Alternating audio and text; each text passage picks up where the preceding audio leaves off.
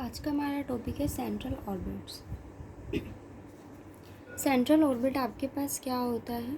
पूरा central orbit, first we know about central force. देखो, मेरे पास कोई भी एक पार्टिकल है, ये आपके पास कोई भी एक कर्व है, ठीक है। ये कर्व है और ये कुछ इस डायरेक्शन में आपके पास मूव करता है। ये इनिशियल एक्सिस है मेरे पास और ये आपके पास इस कर्व का पी पॉइंट मैंने कोई भी चूज़ किया जिसके कोड्स आपके पास क्या है, आर और थीटा। अगर मैं बात करूं कि सेंट्रल फोर्स आपके पास क्या होता है, अगर ये कर्व, अगर कोई भी, ये मैंने कोई भी कर्व लिया है, ये कुछ आपके पास इस डायरेक्शन में मूव करेगा। अगर आप देखो तो कर्व कुछ ऐसे मूव करता है, बट टूवर्ड्स हमेशा क्या रहेगा, दिस फिक्स्ड पॉइंट। ओ मेरे पास कोई भी एक फिक्स्ड पॉइंट है, अगर ये कर्व आपके पास मूव करता है तो वो हमेशा किसके टूवर्ड्स मूव करेगा, इस फिक्स्ड पॉइंट के टूवर्ड्स मूव करेगा। तो वो आपके पास क्या कहलाता है, सेंट्रल फोर्स कहलाता है, ठीक है। और इस फिक्स्ड पॉइंट के अलोंग वो जो भी पाथ को डिस्क्राइब करता है वो आपके पास क्या कहलाती है, सेंट्रल ऑर्बिट कहलाती है। सेकेंड थिंग ये कि अगर मैं आपसे ये कहूँ कि ये आपके पास एक फिक्स्ड पॉइंट है जिसके अलोंग आपके पास ये कर्व मूव करता है, इस कंडीशन में आपके पास ये जो पॉइंट होगा वो टूवर्ड्स दिस फिक्स्ड पॉइंट होगा। यहाँ आपके पास कंपोनेंट कैसा रहेगा, नेगेटिव। टूवर्ड्स ओरिजिन एफ आपके पास कैसा रहेगा, नेगेटिव रहेगा, माइनस ऑफ एफ रहेगा, ठीक है। सेंट्रल फोर्स आपके पास क्या होता है, किसी टूवर्ड्स अ फिक्स्ड पॉइंट आपके पास कोई भी मूवमेंट हो सर्कल की, और वो मूवमेंट आपके पास जो भी पाथ डिस्क्राइब करती है वो क्या हो गया, मेरे पास सेंट्रल ऑर्बिट हो गया, ठीक है। इसका फर्स्ट आर्टिकल आप देखो क्या कहता है, the central orbit is always a plane curve. Central orbit आपके पास हमेशा क्या फॉर्म करता है, एक प्लेन कर्व फॉर्म करता है। देखो,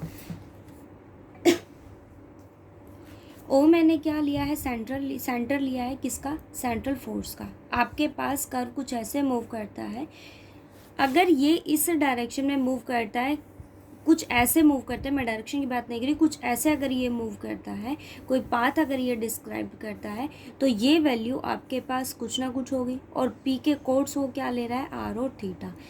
ये आपके पास क्या है, आर वेक्टर। ओ मेरे पास क्या है, ओरिजिन, और मैंने ये कोई भी एक स्ट्रेट लाइन लिया, इनिशियल लाइन लिया, फिक्स्ड है आपके पास, कहाँ से, ओ से।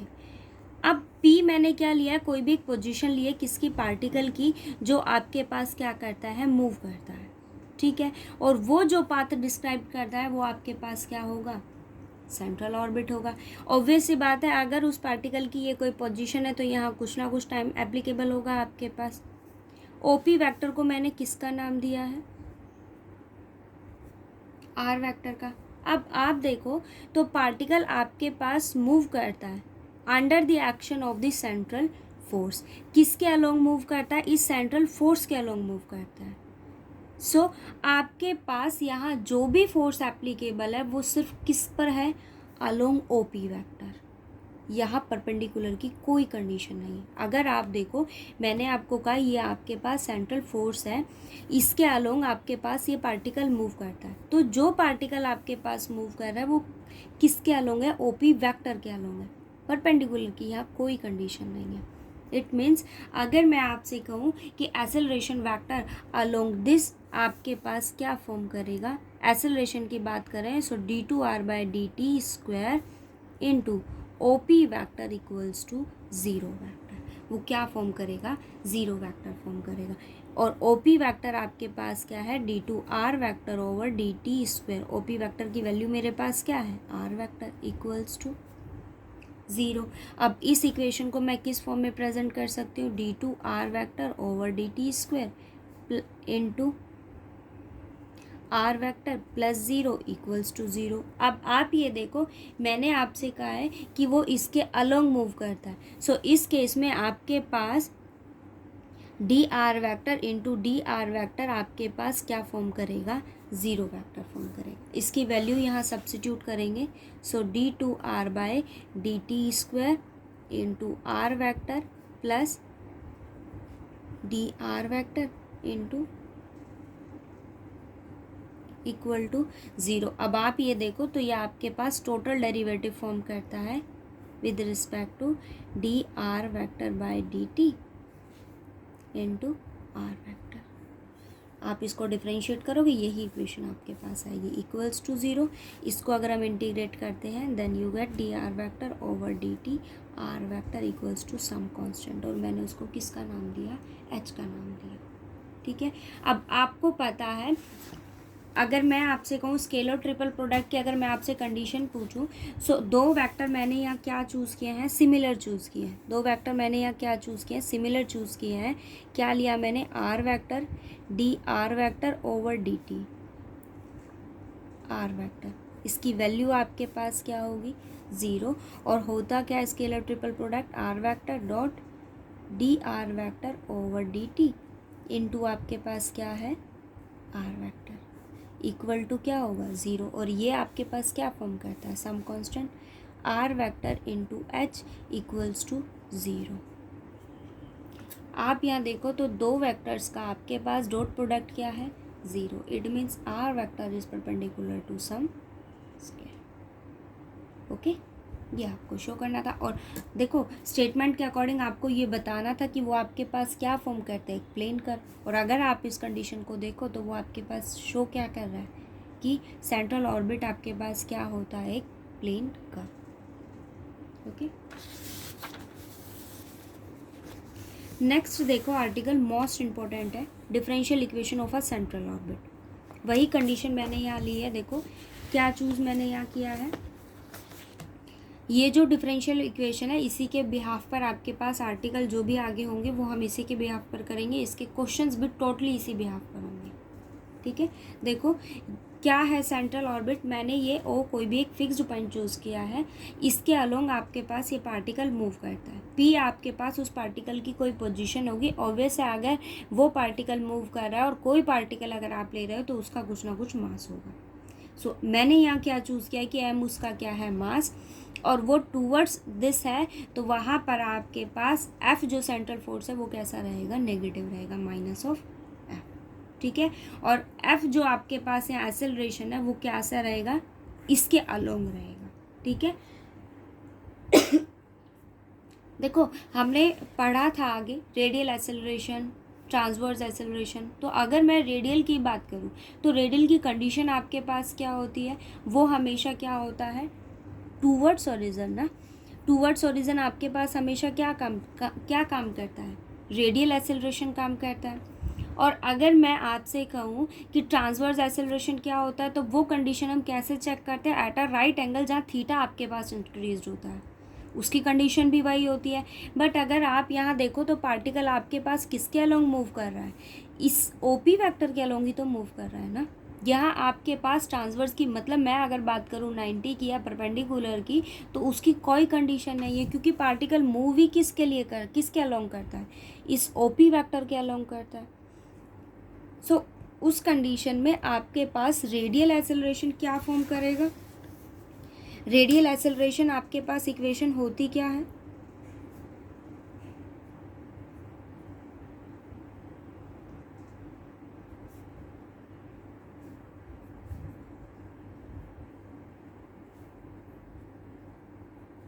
अगर आप इसको ध्यान से समझो ना तो बहुत छोटी सी चीज़ है, ज़्यादा कुछ नहीं है। आपके पास ये पार्टिकल जो है ये कैसे मूव करता है, इस ओपी वेक्टर के अलोंग मूव करता है। एफ मैंने यहाँ पर क्या लिया है, आपने चूज़ किया है उसको सेंट्रल फोर्स पर यूनिट, मैंने यहाँ उसको चूज़ किया है। ठीक है, ये अगर ओपी वेक्टर के अलोंग मूव करता है तो वहाँ आपके पास एफ कैसे काम करेगा, नेगेटिव हो जाएगा। ठीक है, सेकंड कंडीशन, अगर ये टूवर्ड्स ओरिजिन काम करता है तो उस कंडीशन में आपके पास कौन काम करता है, रेडियल एक्सेलरेशन। वहाँ आपके पास ट्रांसवर्स एक्सेलरेशन वर्क नहीं करता, क्योंकि ट्रांसवर्स एक्सेलरेशन की कंडीशन ये होती है कि थीटा आपके पास इंक्रीज करे एट अ राइट एंगल। ठीक है, तो मेरे पास यहाँ कौन काम कर रहा है इस ओपी वेक्टर के अलोंग, रेडियल एक्सेलरेशन काम कर रहा है। रेडियल एक्सेलरेशन की इक्वेशन आपके पास क्या होती है, r double derivative minus r theta dot equals to किसके इक्वल होगा, टूवर्ड्स ओरिजिन आपके पास क्या है, minus of f is equals to. अब आप सेकंड कंडीशन देखो, मेरे पास यहाँ पार्टिकल इसके अलोंग मूव कर रहा है, राइट एंगल की बात मैंने यहाँ नहीं की, ठीक है, पार्टिकल इसी के अलोंग मूव कर रहा है ना, सो ट्रांसवर्स आपके पास क्या हो जाएगा, ज़ीरो। ट्रांसवर्स की कंडीशन क्या होती है, d by d t 1/r d by d t r square theta dot equal to zero. अब एक चीज़ आप ये भी देखो कि ये अगर आपके पास p पार्टिकल की पोजीशन है और ये आपके पास r वेक्टर है, जब ये पार्टिकल आपके पास मूव करते हुए यहाँ इस डायरेक्शन में आएगा तो ये भी उसका कोई ना कोई डिस्टेंस होगा, ठीक है। सो इस कंडीशन में आपके पास r वेक्टर जो है वो किसके इक्वल हो जाएगा, सम रेसिप्रोकल। मतलब आपके पास वो क्या फॉर्म करेगा, 1/u। ये 3 इक्वेशंस आपके पास आ गई, ठीक है। आपको क्या निकालनी है, डिफरेंशियल इक्वेशन बनानी है। ये 3 इक्वेशंस मैंने आपके पास बनाई, r किसके इक्वल होगा, 1/u के। अब आप वैल्यूज़ को फाइंड आउट कीजिए, r आपके पास यहाँ किसके इक्वल होगा, 1/u के। देखो आपको डबल डॉट फाइंड आउट करना है, थीटा डॉट आपको फाइंड आउट करना है, वो वैल्यू आप फर्स्ट इक्वेशन में सब्स्टिट्यूट करो। ये r किसके इक्वल है, 1/u के। उससे पहले आप ये इक्वेशन देखो, मेरे पास क्या है, 1/r 1/r d by d t r square theta dot equal to zero. उधर जाएगा r तो zero, so d by d t r square theta dot equal to zero. Integrate करोगे तो ये आपके पास डिफरेंशियल रिमूव हो जाएगा, so r square theta dot equal to मैंने क्या चूज़ किया, h।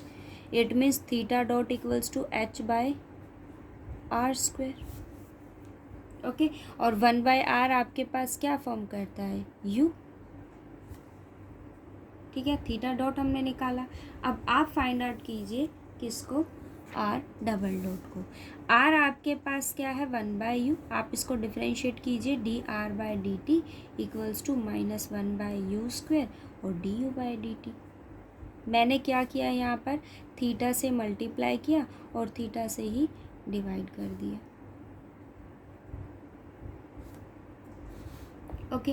क्या है आपके पास, 1/u किसके इक्वल होता है, r, so -r square d theta by d t into d u by d t, d u by d theta. अब r स्क्वेयर और d theta by d t, आप देखो तो आपके पास d theta by d t की value क्या है, h बाय आर स्क्वेयर है। आप वैल्यू को यहाँ सब्स्टिट्यूट करोगे, D theta by d t की वैल्यू आपके पास क्या है, h बाय आर स्क्वेयर, सो वो कैंसिल हो जाएगा, -h d u by d theta, ठीक है।